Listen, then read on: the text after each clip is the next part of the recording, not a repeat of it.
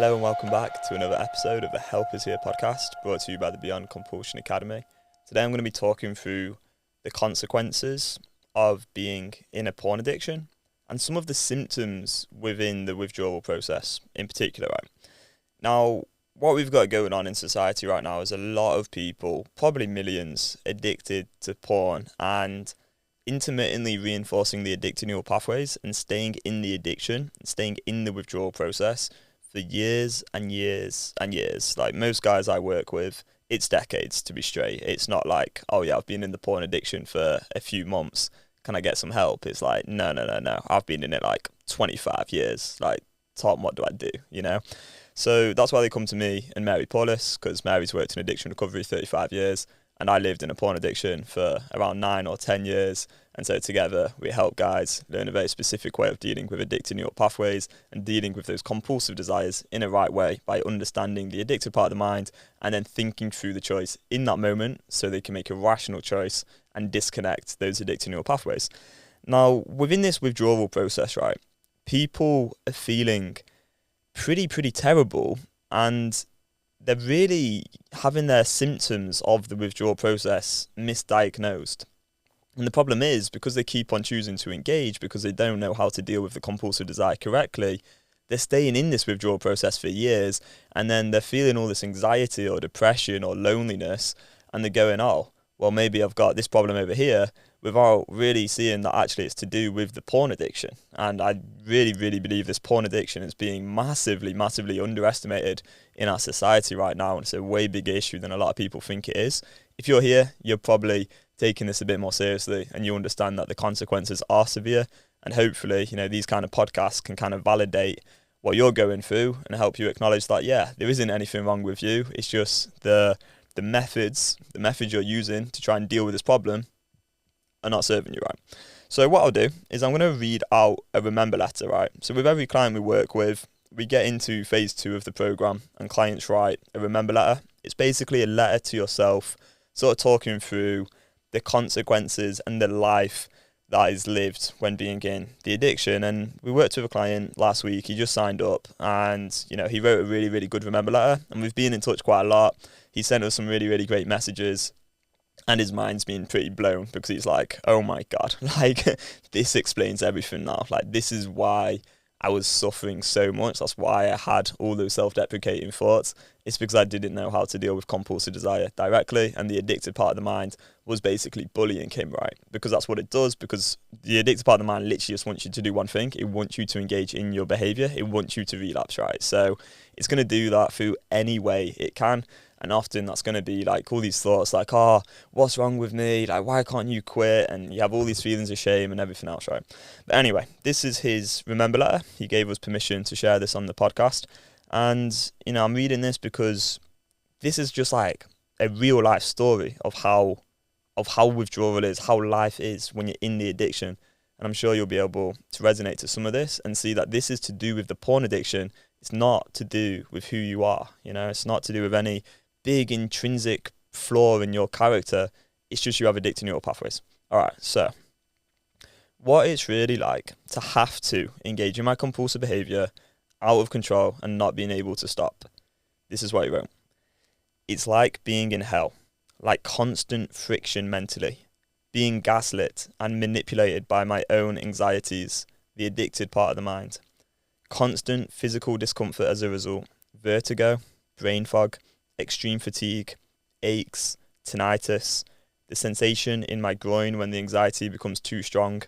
It's hell, and it's shameful. I feel as though I have failed as a man.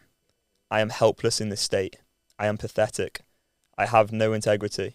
I lie. I betray myself. I feel physically weak, like I can't protect myself or potentially loved ones.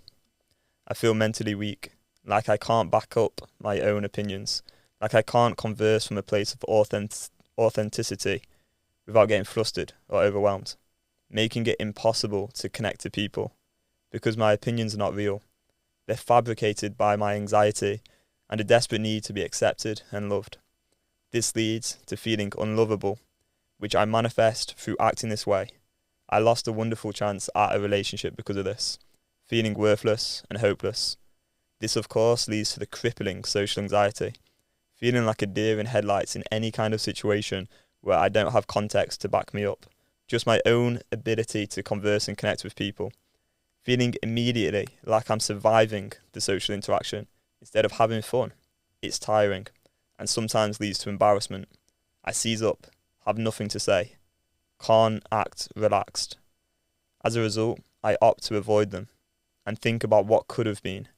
There is a persistent urge to go and do things, whether it's write a symphony to post online because I'm desperate not to be left behind, to be noticed and loved, to feel like I have to go and practice piano, but only ending up attempting to emulate styles that aren't my own, leading to further anxiety and inner conflict.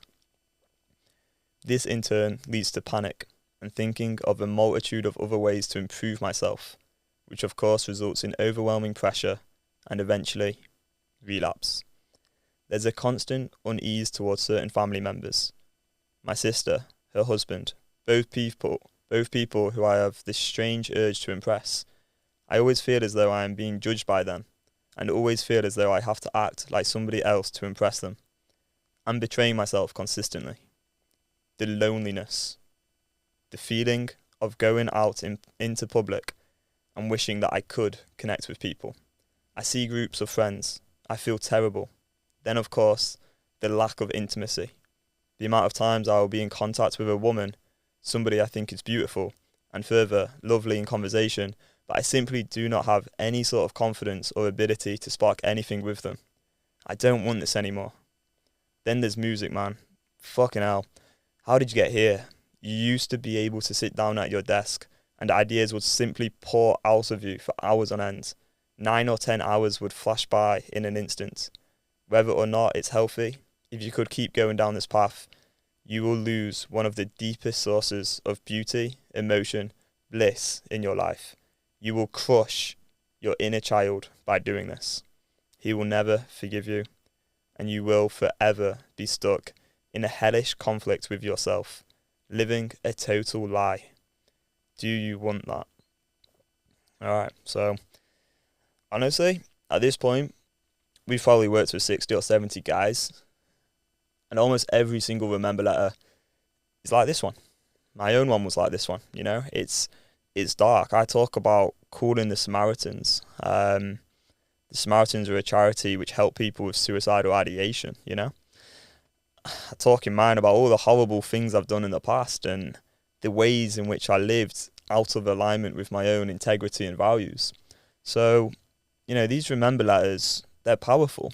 And the truth is, those things there, you know, that's from being in an addiction, being unable to actually control yourself, having that fear that you're going to relapse at some point in the future, having this part of you which is secret from the rest of the world that no one really knows about. You know, it's horrible. And I know it's pretty dark and it's this powerful stuff and it can be a bit scary, but when you start to face this reality, your chances of success, I mean, they skyrocket, right?